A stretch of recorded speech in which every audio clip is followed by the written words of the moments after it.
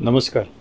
आज मुंबई मंडळामार्फत 2030 घरांची सोडतीचा शुभारंभ करण्यात आलेला आहे आणि ते 2030 घरांचा शुभारंभ करताना आपण म्हाडातर्फे ILHMS-2 ही यंत्रणा गेल्या वर्षी जी आपण प्रस्थापित केली त्या अनुषंगानेच यावर्षी देखील आपल्याला त्या यंत्रणेतनं अर्ज करायचा आहे. तर त्या अर्ज करताना आपण रजिस्ट्रेशन करतो. पहिले रजिस्ट्रेशनची पात्रता झाल्यानंतर मग आपल्याला तो सहभाग घेता येईल लॉटरीमध्ये.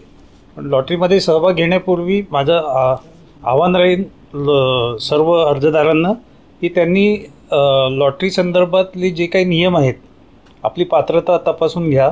त्या बुकलेट आपण पब्लिश केलेली आहे, ती बुकलेट डाउनलोड करून आपण जर त्याच्या आपल्या फायनान्शियल कॅपॅसिटीनुसार आपण कोणत्या गटात मोडतो ही पहिले खातरजमा करून मग आपण त्याच्यात अर्ज करणे, जेणेकरून तुम्हाला पुढची प्रक्रिया जी आहे ती अजून सोपी होऊन जाईल.